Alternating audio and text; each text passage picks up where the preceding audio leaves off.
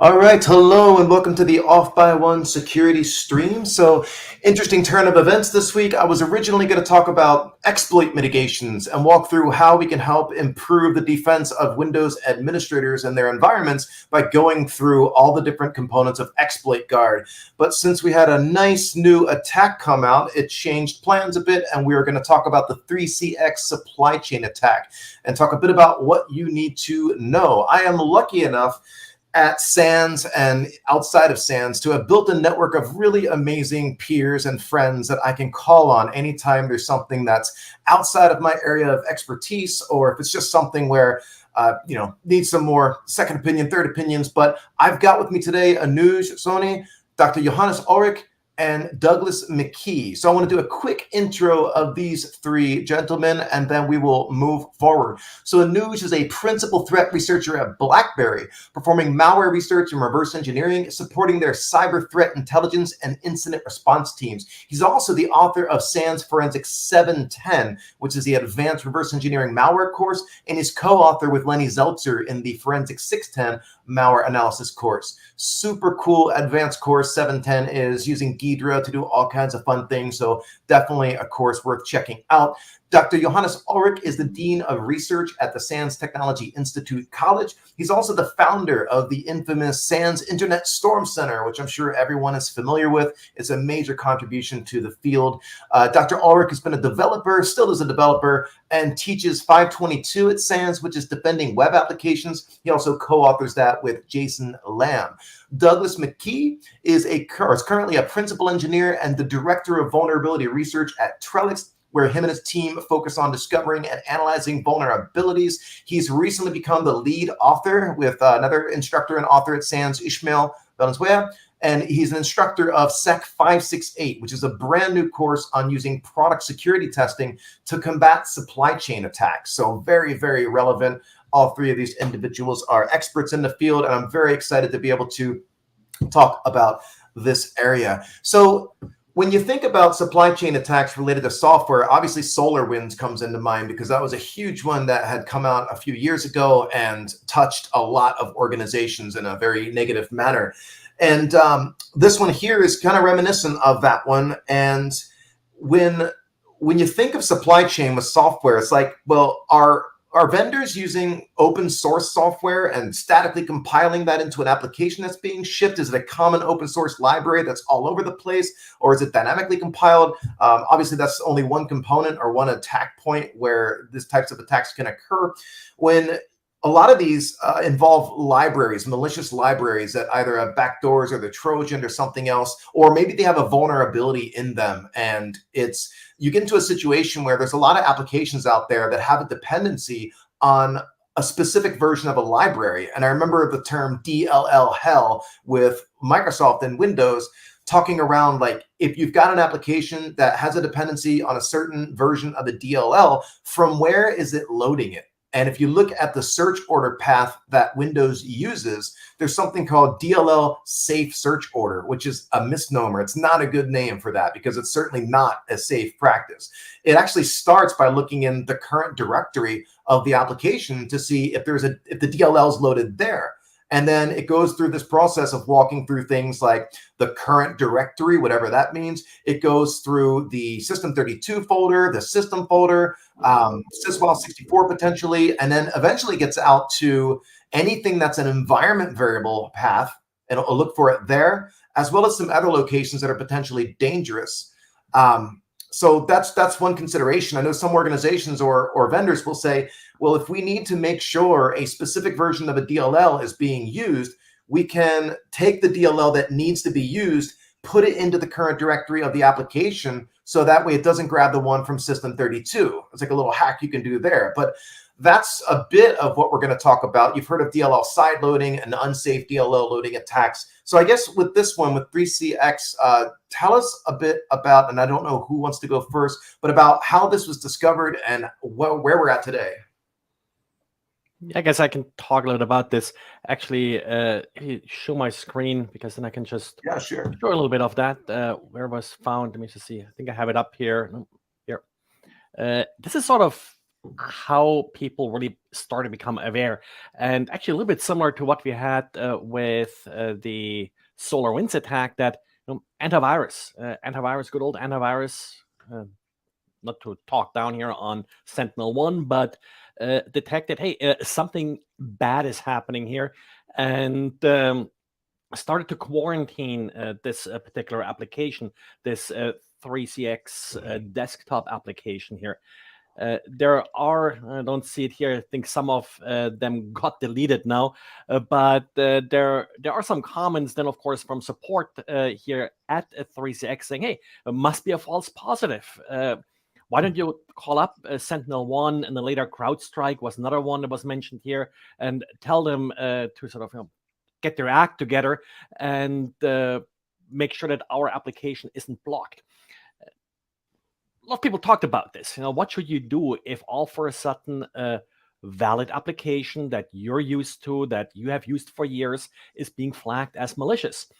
And just to put in perspective, I want to remind people that earlier this week, Microsoft Defender labeled Zoom.us as malicious and sent, it didn't block it, but it sent thousands of alerts to administrators whenever one of your users clicked on Zoom.us. It showed up as malicious. How did you respond to this? And after you think about how you responded to this, think back. How would you respond as 3CX support person if a user reports? And actually, just earlier today, someone responded, sent an email like to me, and then at Storm Center website, I get a, I think it was Bitdefender alert. I shrugged it off because it happens all the time. So please go to the site. It's probably not malicious. But it's hard. It's hard to really figure this out, in particular if no time is at the essence. Are you going to stop everything you're doing, call it an incident? Well, they didn't yet. It sort of was slowly then developing. More and more antivirus and malware tools flagged it as malicious. And a little bit of problem here is also how these applications are being built. Stephen, you were hinting a little bit, sort of a DLL and library and dependency hell and such that we have happened. I want to show you a little bit how this particular application is built. It uses something very common. I have it up here, the Electron Framework. Now, I'm going to talk a little bit bad here in the next few minutes about Electron, but realize it's a legitimate framework to build applications. It's a very convenient framework to build applications. The great thing about it is what you see here. It's JavaScript, HTML, and cascading style sheets. As a developer dealing a lot with web applications, well, I know all of that stuff. So now I can create a native application using essentially the code that I already have for the web application. That's really sort of the big selling point of it. And just to explain a little bit how this all works and where some of the libraries come in that we'll talk about later, let me just show you sort of a little application here. And I downloaded the little demo application they have. It's called Quick Start. It's sort of the Hello World for Electron. That's really what it is. And let's take a look here. In order to create this application, you really only have a couple different files. You have the index.html file. That's the HTML part. So just look at it, just a little HTML page. You'll see that later. That's sort of where the Hello World part comes in. And then you have some JavaScript that goes with it. Here is main.js. That's the JavaScript. And you see it sort of creates a window. And like I said, it's sort of pretty much the simplest possible application that you have. And then we have some cascading style sheets, because everything looks better with some styles. And well, here these styles are embedded. So to run this now here as a developer, what I would run is, and I did some of this already, so you probably will see a quick summary here. So what npm install does, it's sort of one of those JavaScript magic commands. If you're using Node.js, you also use npm. It pulls in all the libraries needed to build this application. Well, 72 libraries. Actually, not bad. This is definitely not bad for a Electron application here. And then we can start it. And once we start it, here the Hello World window comes up. And then let me just show a little bit here when we go. And I'm doing this on the Mac. The basic principle is sort of the same. Where's my Process Explorer?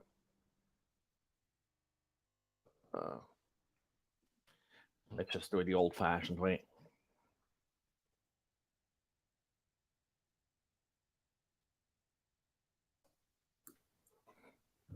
Yeah, here you have all these Electron processes that are running. I think this application I checked earlier ran about 30 threads, kind of, to display this window. That's sort of one of the big criticism here with Electron. It's very resource intense. This application takes about sort of 30 megabytes to display this window, which is actually, again, not bad for an Electron app. It's sort of the minimum Electron app that you can have. Let me just exit this. Just look at it. There's about 800 megabytes of code here that was used out of those couple lines of JavaScript.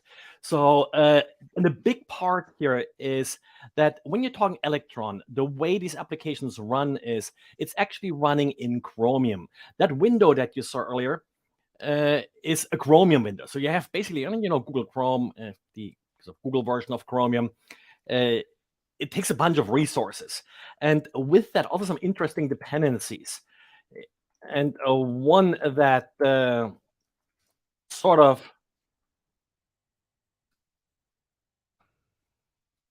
impact. One part that was kind of interesting here in this particular instance was this lib FFMPack. That was the name of the compromised library here.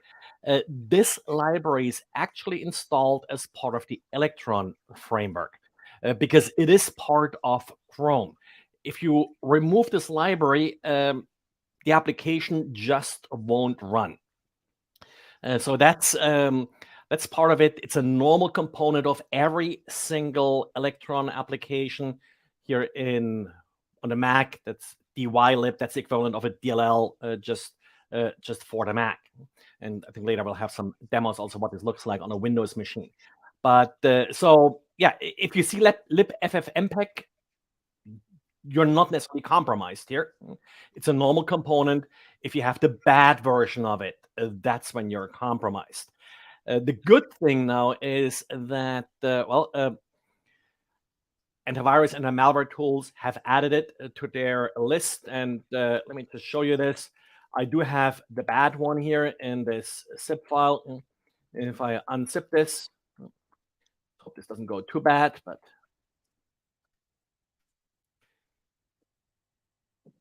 if I go in here, you see, can't look at it anymore. It's already blocked. When I look here, using Sophos here, you see this loader AG. That's how this is usually recognized. So that's how you're protected right now, and that's sort of what users saw. Let me just show you a little bit of more real Electron application. So, for example, one application that many of you will have on your system is Slack. Again, here, Slack.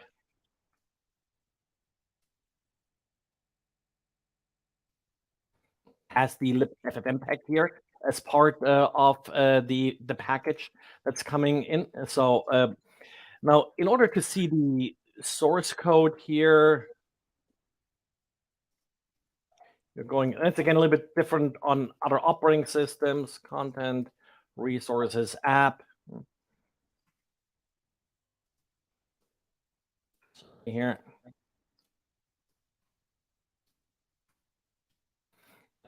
And you see these ASAR files. This is essentially a packaged bunch of JavaScript and such. So that's what you would unpack. It's actually already here unpacked if you're running it. ASR, that stands for, what's again, I always call it App Source Archive, but that's what it is, Atom Shell Archive. That's what ASAR stands for. Basically tar, but then it has a little bit of JSON formatted index of all the modules that are part of it. But Anyway, so if you're running Electron, you will have FFmpeg on your system. Even if your application does nothing video related, like that Hello World application. And then let me just show you the FFmpeg. That's the FFmpeg website. FFmpeg is also a standalone tool that does sort of video conversion and such. If you do it on Linux, you probably have run into this, but other operating systems use it as well. It's a very versatile sort of video image processing, also audio processing tool and library with this. There was some discussion earlier I saw sort of around this event whether or not FFmpeg was compromised. Highly unlikely in this case that they are responsible for it. They're actually not distributing these binaries. They're distributing the source code, and if you're going to the download, the only binaries you sort of get are actually the FFmpeg binary. It's not this dynamic link library.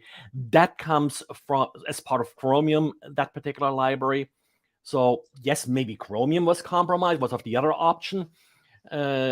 Again, highly unlikely, because then every single Electron application would be compromised. Maybe even Chromium and Chrome itself would be compromised. I think we would have heard about that by now. So highly likely that whatever happened here, whatever bad happened at 3CX, compromised developer workstations, compromised tool chains to build these binaries. That's sort of likely. I say likely. We have no confirmation yet from 3CX about that at all. A likely issue. Now, one little bit problematic comment I saw earlier from the CEO of 3CX. He basically says, hey, don't use our Electron application, use our native desktop application. Sure, the native desktop application does not use Electron, but, well, it's still built on whatever compromised network they may have. So it's not that it's inherently safe. If they're lucky, only part of their tool chain got compromised, only the Electron part, and they're good with the native application. But that's something to be aware of. Now, the other option that 3CX offers is the browser application. So another question, of course, is the browser application safe? Because after all, it's basically the Electron application just running in your browser. Well, there's a big difference between an Electron application and the same HTML and JavaScript running in your browser. The browser also uses libffmpeg, but the version that came with the browser, not the one that came from 3CX. Also, code running inside a browser. Well, you have sort of a little bit sandbox protection here that prevents the worst things from happening. One big problem, actually much bigger than here, this FFmpeg with Electron applications, is that you're running JavaScript natively on your system. You don't sort of have that sandbox isolation that you have in your browser. So any cross-site scripting vulnerability in an Electron application, and they're web applications, so yes, they have cross-site scripting vulnerabilities, allows an attacker to run JavaScript natively on your system. And basically, a cross-site scripting vulnerability in an Electron application easily then becomes a arbitrary code execution vulnerability on your system. So that's something to be aware of. There is it's definitely more safer to run it inside a browser than as an Electron application, even if it's the same HTML and JavaScript code. But the native application, not necessarily any safer here. And like I said, lots of criticism about Electron, about sort of exposing things like cross-site scripting vulnerabilities, the overall bulk and resource requirements for these applications. But it's not that libffmpeg is sort of automatically vulnerable if you're using an Electron application. Okay, so that's sort of what I have a little bit just as a background here, how we found that vulnerability, how that vulnerability was found and identified, and then what these Electron applications are, because a lot of people start talking now about this. Good question here from Tile. I just see that pop up here. Do we know for sure that the attacker doesn't still have access to the 3CX environment? Absolutely not. And 3CX kind of admitted that much, because they said they rebuilt now what they consider a safe version of the Electron application. But they also said that they're not going to publish it as is. They're going to send it to Mandiant first, and Mandiant is going to sprinkle some secret sauce on it and declaring it safe, and then they're going to release it. Of course, how are they going to release it? What is the exact chain of custody the app goes through before it's being released? And we'll see. It's really hard to recover from this if you have a real compromised network.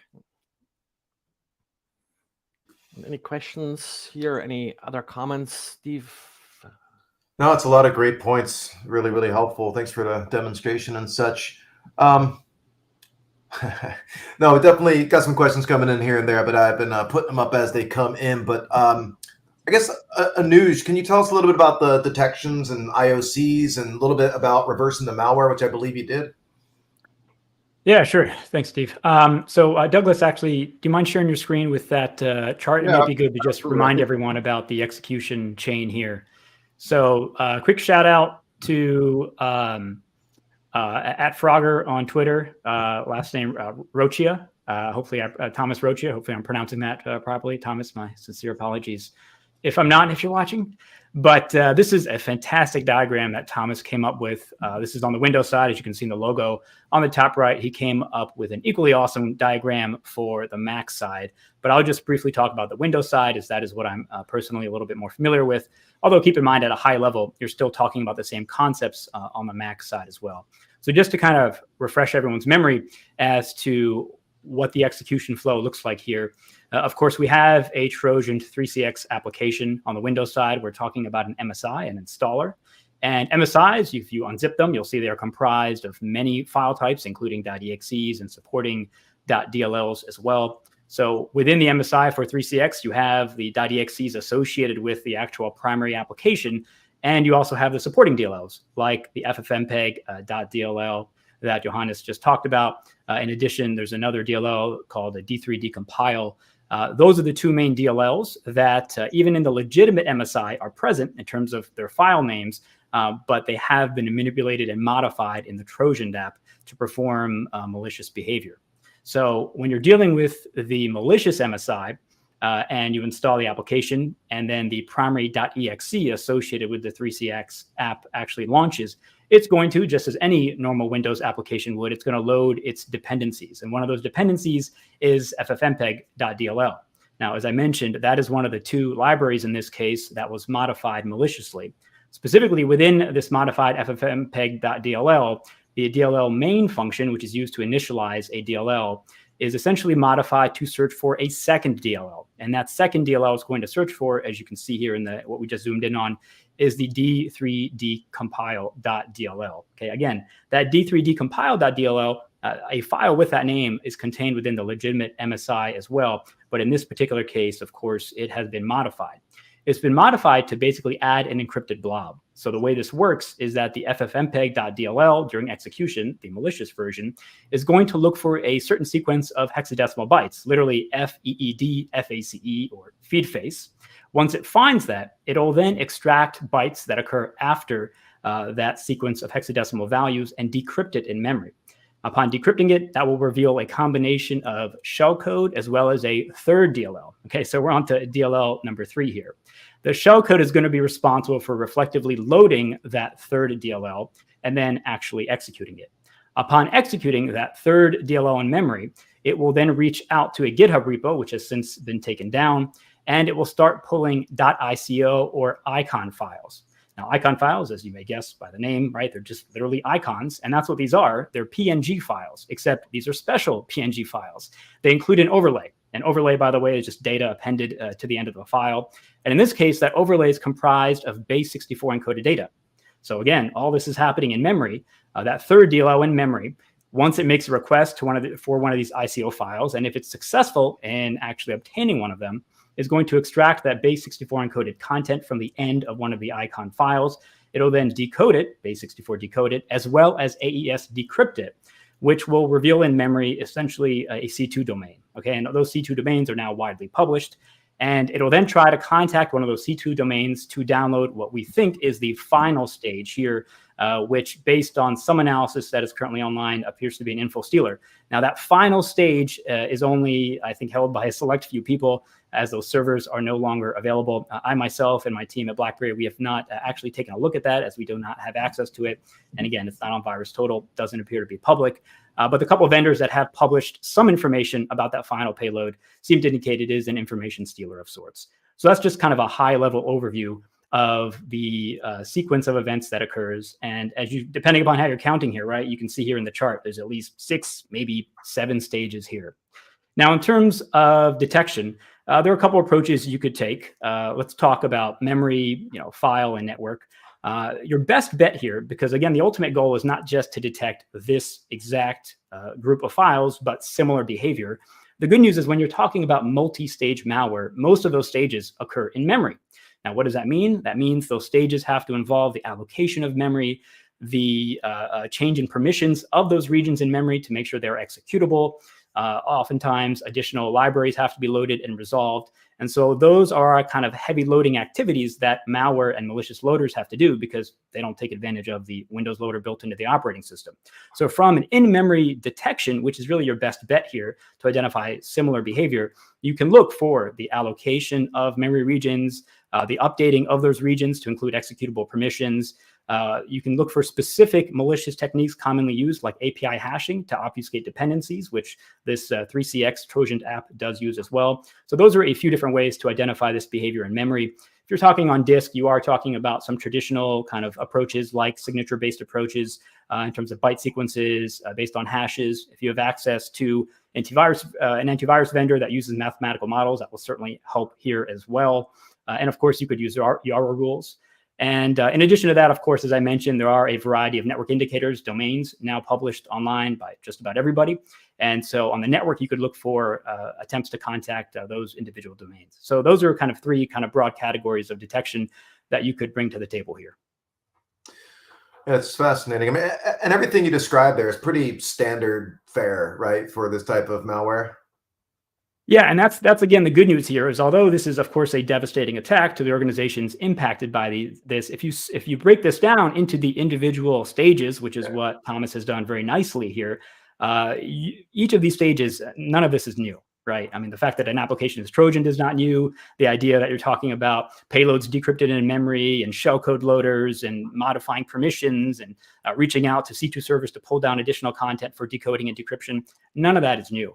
And so, again, that's why I like to think that a memory protection is the best route here because, again, none of this is going to, very little of this, rather, is going to hit disk. And thankfully, none of it is incredibly novel. Yeah, it's funny because the original talk I was going to do today was to talk about exploit mitigations, and specifically a lot of the mitigations in ExploitGuard, which is part of Windows Defender, specifically looks at critical functions have to do with memory allocations like virtual protect, virtual alloc, heap create, heap destroy, all that, and then you just basically they just throw a hook in there and then they inspect memory to see, like, is the stack pointer pointing where it should be? Are we trying to change permissions in an area like the stack where we shouldn't be? So much of this can be caught via that same technique, which is pretty cool. Absolutely. Yeah, that's neat stuff. Any interesting questions come up here? See some people agreeing. Someone asked, Johannes, did the Electron, since it's Electron, did it affect Discord? I don't know if we would know that. No, Discord is not affected. Discord is another Electron application. And like I mentioned, they all include ffmpeg, but so far this was the only Electron application that did include that backdoor. So something must have happened there on the 3CX side that basically swapped out those libraries. Also, want to mention, I mentioned earlier that Sentinel-1 was sort of mentioned here as one of the first ones to detect this particular bad binary or bad library.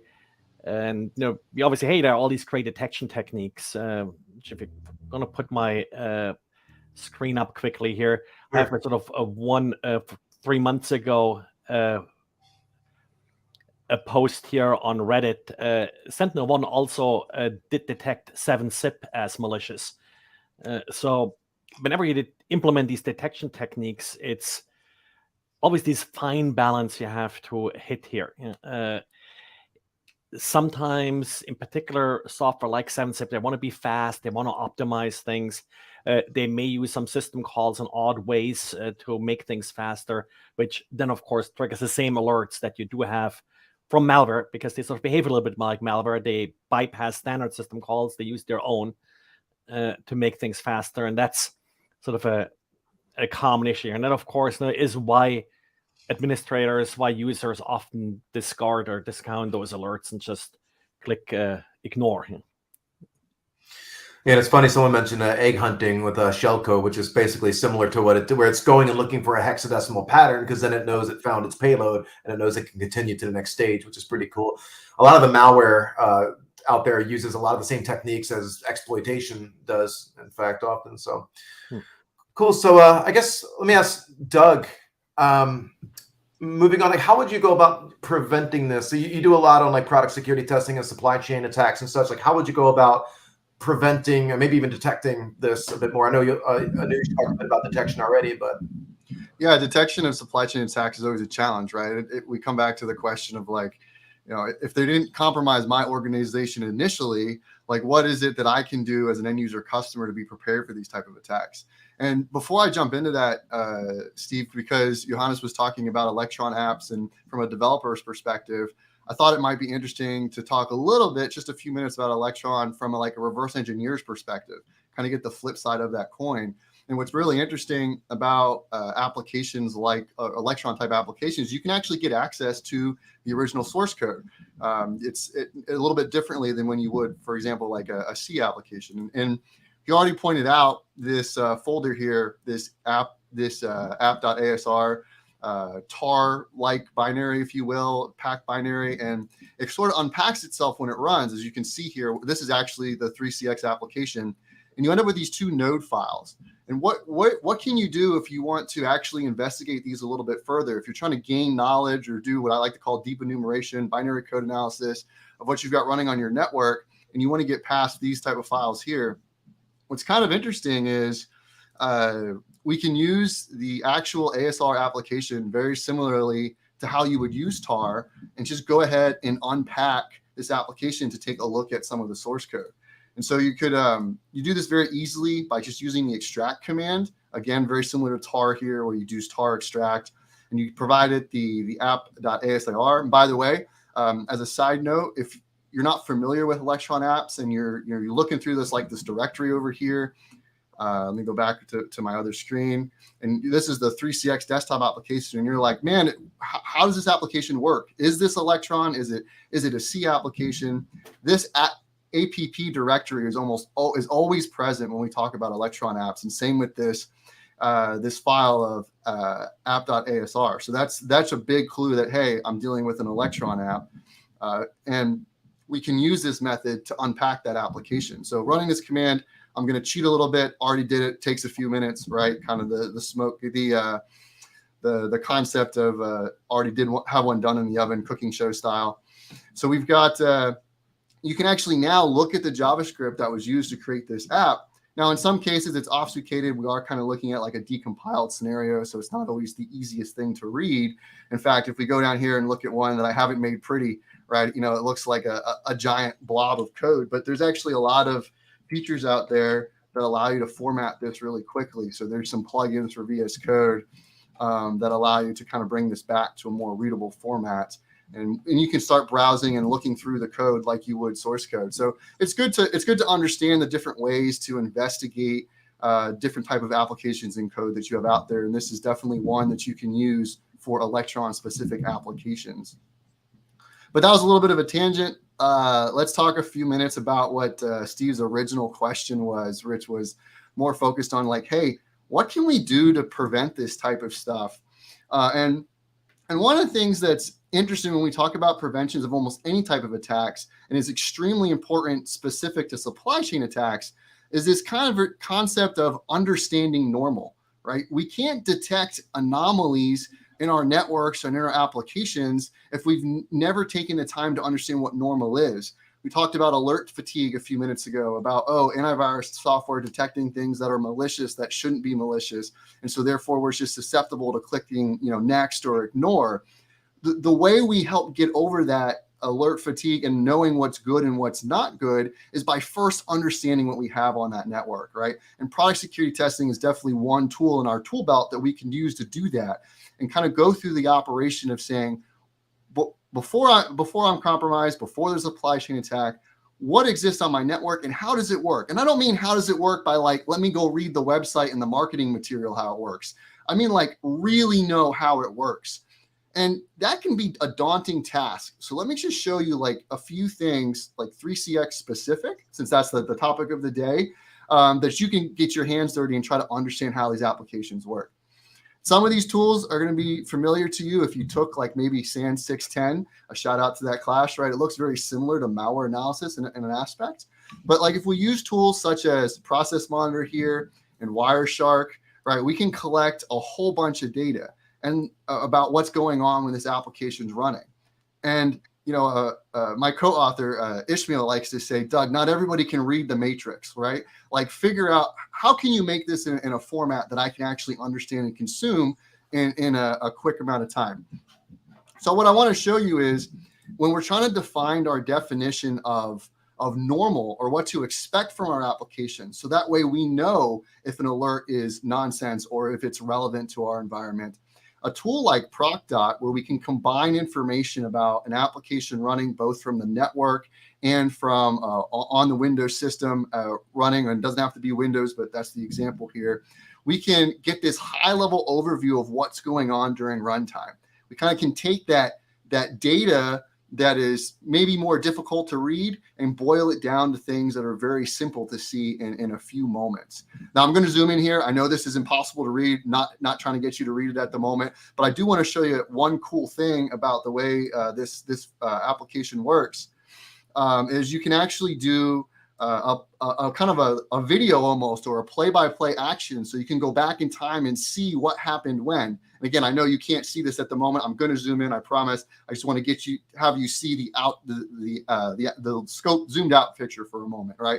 It actually walks you through. Now, all I did here is, I have 3CX, and at the moment, all I did was just boot it up. I'm not using any of the features. I made sure it was all the way shut down. And I ran that with Process Explorer and Wireshark running. And I was like, what happens during startup, right? What is the normal operation during startup? So this is kind of going through some of that. So let me stop this video for a second and let me do what I promised, right? And zoom in here so we can see a little bit more. And what's cool is we can very quickly kind of get an understanding of what a normal boot up process or startup process, if you will, is for this application. We can see what processes are spawned, right? We can see what files it touches. We can see what registry keys it touches. And all the way to over here, this application called update.exe. We can actually see the network traffic going back and forth between the child processes of the 3CX desktop application. And so the question is, now when we talk about supply chain attacks, like how is this relevant to that, right? When we see, if we do this type of analysis and we understand what's supposed to happen, if we compare this, and I don't have it in front of me, unfortunately, to what the binary was doing using the same tool, all of a sudden we're like, hey, that alert was not what I previously looked at for research to say that this is normal in my environment. You'll see things operating very differently across this type of a footprint. So, I like to say knowledge is power. And the more that we can do up front to understand how our applications are working, visualizations are a great way to do that. We can be better prepared and respond quicker to these type of attacks. It's a great way to see what kind of forensic footprint you leave behind when you're doing attacks too. Absolutely. Yeah, as I said, there's a lot of crossover here between like malware analysis and forensics, but kind of doing that on before we have a problem, right? Yeah, it's a great way to get a baseline of something to see how it behaves before you can see if something goes awry. So when we get into prevention, though, like what are some ways in which you think that organizations, because I think one of the questions I wanted to ask all of you, probably Johannes especially, is like, do you see supply chain attacks becoming more prevalent? Is it getting better or worse? Because it seems to be coming up a lot more, maybe not necessarily making the news, but I'm hearing about it more. Yeah, I do think there are actually more of them. Many of them are not as big as this one or like a SolarWinds. There are some smaller ones. And I think one thing a lot of people are not aware of is how developers are really targeting these attacks. We had this, for example, just recently, not just with the standard stuff like malicious libraries and such, but also, for example, everybody here uses VS Code, and everybody likes their VS Code plugins, malicious VS Code plugins. There's very little rigor sort of around adding your malicious VS Code plugin into the App Store here for VS Code. So that's one way how, for example, developers are being targeted. As you are even just experimenting with libraries, whenever you run pip, you are running setup.py, you're running a code on your system that you downloaded from somewhere. Nobody can tell me that they're ever going to actually review that code each time they run pip. Because particularly once they run pip, it will install the library they intend to install, but then it will also install a couple dozen other libraries that this library depends on. So that's a big one. Earlier, someone was, not sure if it was real or more as a joke, mentioning Gentoo Linux, where you sort of compile all of the source from scratch. It's not more secure unless you are reviewing every line of code that you are compiling. Otherwise, you're not really buying anything by actually compiling it from scratch. It may actually be a little bit worse in some cases because binaries are digitally signed often. And while source code, you have them to manually validate checksums and the digital signatures, it's less standardized. There was actually also an interesting trick. Not sure, Anush, maybe you have seen this, but this, not the FFMPack, but the other library they modified, but it actually modified in a way that it didn't change the signature. So Windows Authenticate still was happily fine with this particular library. Anyway, developers are being targeted. With that, your development tool chains are being targeted. And keeping that secure is, I think, the first step sort of at the source to address the supply chain issue. And then, of course, at the destination, that's what Douglas was, as you're receiving the software, that's software, then the second check comes in. We try to make sure you actually received what you were promised. I think that's a lot harder. It's like in this case, all the digital signatures perfectly worked out. That's sort of your quick test that you're running. Nobody's going to reverse analyze every single update they're receiving from a vendor. And again, a vendor that they have done business with for years and basically have a trusted relationship with in that sense. I'll add, Steve, to your question about more and more supply chain attacks. I thought it was interesting last year, end of 2022, the IBM breach report put out that 19% of all attacks on networks right now are supply chain related. I think that we're going to continue to see an increase in that number. And it comes down to why should an attacker go after one organization when they have the opportunity to go after a lot of organizations, right? I joke all the time with my coworkers, hackers are lazy, right? They want to get the biggest win, whether it's going after that financial aspect, right, that they're trying to get, or destruction, which we see is usually the two main motivations for threat actors, finance or destruction. Either way, they win bigger by going after a supply chain vector because they can hit more than one vendor at a time. And so I think we're going to continue to see that be a focal point as we go through here in 2023. Yeah, so I used to work at a very large financial institution, and one of the roles was doing product security testing. And it could be like a point of sale system or a voice over IP phone or pretty much anything. And when you're analyzing that stuff, like most organizations don't have the staffing to be able to do a proper product security test and reverse engineer and all the things you want to do before rolling that out. Because obviously, if there is a compromise to that product, your organization still want to take the reputation hit, has to do the disclosure and everything else. So again, back to the prevention. If you're just an average typical organization, like aside baselining and such, but if something's already compromised, you don't know if that's normal the way it's behaving.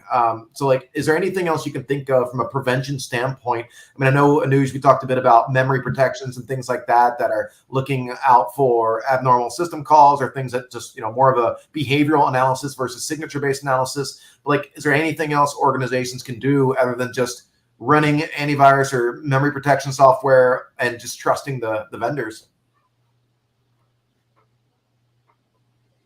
Uh-oh, silence is bad. Well, I can comment a little bit. I hit a lot on people with false positives. And just one thing, as you're analyzing these alerts, context matters. So I'm coming more from a network point of view here, from a network analysis point of view. I think actually network intrusion detection, network analysis, network logs have a lot of potential here because they're unaffected by potentially compromised hosts. That's why I sort of like them. But still, you have the problem, does the particular false positive matter? That good old, ignore or escalate kind of question. And you don't have a lot of time usually for this. Even if they give you a lot of time to analyze it, doesn't mean you actually have it, because if you're waiting forever, well, the alert no longer matters. It's already too late. So any context that you can pull in about these alerts helps. And domain names, when was the domain name registered? In this case, doesn't really help a lot, but what else is on that domain name? Who owns it? These are the things that you can pull in really quickly, really easily. In a StormCenter, for example, we have a little API. You can use that to sort of retrieve like the domain age. What was the IP address of that domain when it was registered first? So you may be able to detect some changes there. Look up an IP address, and again, we have an API for that. Was there any prior activity related to that IP address? Where is that IP address? I'm not a huge fan of sort of outright blocking, sort of doing geofencing, but it does provide context once you know, hey, this is where this particular host in my network is connecting to. Are we supposed to exfiltrate credit cards to Russia? Maybe that's where your processor is. The other part is build sort of the relationships, of course, internally. Like, who do you ask? Who do you ask if this is normal? Because a lot of the times the people who look at the logs and even who do like the analysis of the product, they don't necessarily understand how this product will be used. And that's not a big part of this. Now, for vendors, I think one big thing here is I mentioned browser sandboxing. Take advantage of whatever sandboxes the operating system does offer. They're not perfect, but we're not rejecting security features because they're not perfect. Yeah, on that side, virtualization-based security has come such a long way on Windows. If you're familiar with the isolated user mode processes and like the more advanced mitigations like HVCI and ring -1 with the hypervisor controls and such, it's just pretty fascinating what they're able to do now. And I just saw, what was a new Windows product that came out this week? Copilot, I think. Looks pretty promising as well. I don't know if you saw that one. The demonstration from Microsoft where they show like putting some, nefarious PowerShell into it, and it, basically uses AI to tell you what's going on there. But cool. Anything else you want to share before we wrap this up here? Any closing thoughts? I think, it's fantastic information. I really appreciate all of you guys coming out here, especially last minute, to talk about this, because, I've seen some information out there, but like, it's good to get ahead of this and share as much as we know, up to date with organizations and such. And again, just it's something, so I'm reading some comments coming in, but it's something that, I just don't see any end as exploitation gets harder and harder. And that's something I'm very familiar with. And that's my wheelhouse, is user land exploitation, kernel land exploitation, and just how challenging it's become now. Microsoft and Apple and Google, they just come such a long way with regard to security. And historically, we've always treated the symptoms associated with these various exploitation techniques and these bug classes. And they've gotten so much better at going after the root causes now. Things like shadow stacks and control flow enforcement technology, and the fact that the day of stack exploitation is finally, once and for all, I think, coming to an end, which is ridiculous that it's been this long. But I finally feel comfortable saying that it's coming to an end. And so is things like return-oriented programming. And it's just getting harder and harder. But then I see some amazing research from folks like Chompy and Beef. I love using pseudonyms, but from IBM, and just seeing how they were able to take a recent patch that came out and weaponize it within 24 hours and get basically do token stealing in the kernel and do privilege escalation on Windows 11 on a fully patched system. Like, fascinating that this stuff's still possible, but it's getting a lot better. But my point of that all is, as these traditional techniques get mitigated and basically taken away from us, I think things like some software supply chain attacks just going to continue to grow. So thank you very much again for coming on. Next week, by the way, anyone listening, I've got Corey Ball coming on to talk about getting started with hacking APIs, and he's going to do some demonstrations for us there. But I think that's a wrap, and everyone have a great weekend. And if you have more questions following this, this will go live on YouTube, and we'll keep a track of that and take a look at any questions anyone asks and happily provide that. But thanks again, and we'll see you next time. All right. Thank Thanks you. all.